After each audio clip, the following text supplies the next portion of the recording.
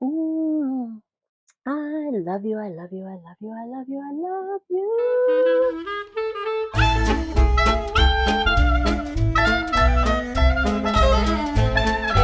Hello and welcome to another video. My name is Heather, and as always, I'm reading with a vengeance, and I hope you are as well. If you're an OG watcher, thank you so much for coming back. If you're new to my channel, very warm welcome to you. I'm so happy to have you all here. How is everybody's reading doing? I have no idea when this is going to be published, but December has been a pretty decent reading month, but I'm super excited to start the new year. Are you all excited for the new year? Who isn't? Everybody gets excited for the new year, right? Especially like when big changes happen. And my husband and I are definitely going to have some big changes in 2023. We will be moving out of Connecticut. We will be heading down south to the southeastern part of the United States. We're not sure where yet, but towards the end of January, we will be leaving the state of Connecticut. My husband will be retiring from the military. He'll be starting a new job. Again, we don't know where yet. So yeah, lots of big changes. Super excited. But today we are talking about a new TBR game. So this will be the first in what I hope will be a TBR game that I do every month. Now, if you've been watching my channel, you know that I average between 9 and 12 books read per month. And that's a combination of physical books and audiobooks. And I've done a couple of TBR videos before, but I haven't had really good luck with them. Well, not with the videos, but with reading all those books on my TBR. And then it turned into a list of hopefuls. And then I just decided I wasn't going to do TBRs anymore just because most of the time I'm a mood reader. Now, I do okay as far as, you know, there are books that I feel like I should read, and I do okay getting to them eventually. But most of the time, I just want to browse my shelves or look through my Goodreads TBR or just go into a library and peruse the shelves. And if something just stands out, I like to grab it and read it. So setting a TBR has been problematic for me in the past, but I decided to come up with a game, if you will, for a couple of reasons. I thought it would be fun to watch me play this game and use this game as a way to select books that I read for the coming months. And then I also thought it was a good way to get through not only my TBR on Goodreads, which is upwards of 400 plus books, to get through that TBR, and even more importantly, to get through the books that I have physically on my shelves. I'm trying to read down my shelves before I add any more. So I wouldn't say I'm not on a book buying ban.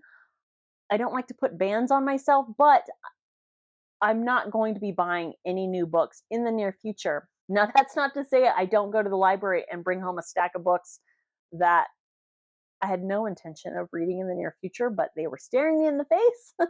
I digress. That's why I came up with this game. And in this game, I'll only be selecting 5 books. So that gives me anywhere between 4 and 7 or 8 books that I can pick on my own based on my mood. So it's not so constricting. It doesn't give me a TBR that limits what I'm going to read, but it will give me 5 books to focus on that I will have every intention of reading. So this game, I have created a set of lists. One of the TBRs that I've done in the past was a TBR jar that I had in my previous house, and I got that idea from Lauren over at Paperback Empire. I love her channel. If you haven't watched her channel, please go check her out. She's lovely. But she does her TBR from her star jar, and it's great. She's got 2 jars, colorful origami stars, beautiful, and it's just really fun to watch. And so I did that 1 or 2 times on my channel, and it was super fun. But I'm living in a situation where I just don't have the space to have jars around and, you know, paper products to make star jars or any other kind of TBR jar. So I made a couple of lists on my computer, and it's basically an Excel program or the numbers program on an Apple computer where there's different sheets, and each of those sheets are categories. So there's 10 categories that I came up with. Here they are. The first one is subscriber recommendations. As you know, I mentioned it in a previous video, and then I also did a video short on YouTube where I was asking you as watchers to give me your recommendations, and I would add them to this list because I wanted to include you when I pick a book that happens to be your recommendation. I'll give you a shout out if I happen to pick that book. So I created this list. That's one of the categories, subscriber recommendations. There's 50 books on that list so far. The next category is books that I've mentioned in previous videos in 2022. There's 83 books on that list. And category number 3 is classics that I have vague interest in. I have not had really good luck with classics, but there's still a handful that I would like to get to. There's 18 classics on that list. Category number 4 is a book that has spent the longest time on my Goodreads TBR. Category number 5 is the newest book on my Goodreads TBR. Category number 6 is the best rated on my Goodreads TBR. And of course, category number 7 is the worst rated. Category number 9 is my list of books on my electronic shelf, books that I actually have on my Kindle and Nook. There are 55 books on that list. Category number 10 is to pick a book from any one of my favorite authors. Now, how many favorite authors do I have? So I have 11 favorite authors, apparently. They are Stephen King, Ann Patchett, Leanne Moriarty, Jodi Picoult, Jane Harper, Karen Slaughter, Bren Greenwood, Dan Simmons, John Grisham, Kristen Hanna, and Chimamanda Adichie Ngozi. So for instance, if I get that category selected, and let's say it's Karen Slaughter, I will get to pick which Karen Slaughter I read next. And then finally, category number 10 is pick a book by an author that I've given one of their books a 5-star rating. Like I've only read one book and I gave it 5 stars. Pick another book from that author. So again, kind of gives me some leeway. But then, of course, some of these categories are actually pretty specific where the book is selected for me randomly. So here's how the game's going to go. I say game, it's really just kind of a random selection. I don't know. This is all an experiment. We'll see how you like it. We'll just go through it and see how it works. So the first 2 books, in the spirit of getting through my physical library, which as you know, I want to get through my physical library. I want to read everything that I physically own. So the first 2 books are going to come from my physical library. So all the books on my personal library, I added random order onto this Excel spreadsheet, and they're all numbered, and it's numbered 2 through 53. And so I will do a random number generator on my computer to pick the 2 books from my physical library. So I will show you that as I do it. So here is the random number generator, 2 through 53. And the first number generated is number 25. So now we will look to see which number is number 25. Number 25 is Robinson Crusoe. Okay, so great. A classic is my first selection. And let me go grab that really quick. And here we go, Robinson Crusoe by Daniel Defoe. Looks like a new afterword by Robert Mayer. Signet classic, nice little handy paperback. It's not too terribly long. Of course, the words are teeny tiny. Classics just make my butt twitch. I'm really, really nervous, but this one made the cut as far as the books that came with me in my move, so I do have an interest in this. I know all of you are aware of Robinson Crusoe, but just real quick, poor miserable Robinson Crusoe, being shipwrecked, came on shore on this dismal, unfortunate island, all the rest of the ship's company being drowned. In despair of any relief, I saw nothing but death before me. The vividly realistic account of a solitary castaway's triumph over nature itself, over the crippling fears, self-doubt, and loneliness that are inescapable parts of the human condition. Robinson Crusoe. Jesus. All right, let's do another random generator to see what is next on my physical library that I will be reading in the month of January. If I haven't mentioned it, yes, this is my TBR for the month of January. All right, here's the next random generator. And we have number 49. And we will look on my list to see what is number 49. And that is The Diamond Eye, which I believe I have right here behind me. Let me grab it. The Diamond Eye by Kate Quinn. Of course, the author of The Rose Code. I haven't read that yet. That's on my TBR as well. I got this book when I went to a function. It was like a beer and books function, and they were giving away a bunch of ARCs. This is an ARC, but I got it for free when I went to this beer and books event, and I did a vlog on it, and I'll link that down below. It was pretty fun. I got 2 books at that event, and this is one of them. I just haven't read it yet. Let's see what we have for The Diamond Eye. All I know is that it's historical fiction, World War II, I believe. In the snowbound city of Kiev, wry and bookish history student Mila Pavlichenko organizes her life around her library job and her young son. But Hitler's invasion of Russia sends her on a different path. Given a rifle and sent to join the fight, Mila must transform herself from studious girl to deadly sniper, a lethal hunter of Nazis known as Lady Death. When news of her 300th kill makes her a national heroine, Mila is torn from the bloody battlefields of the Eastern Front and sent to America on a goodwill tour. I love historical fiction, specifically books that take place surrounding World War II, so I don't know why I wouldn't love this. So that's number 2 on this TBR.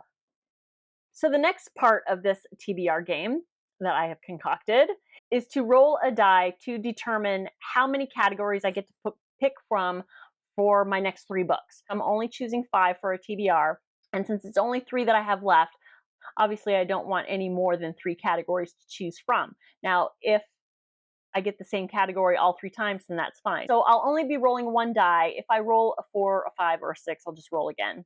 So let's see how many categories I get to choose from.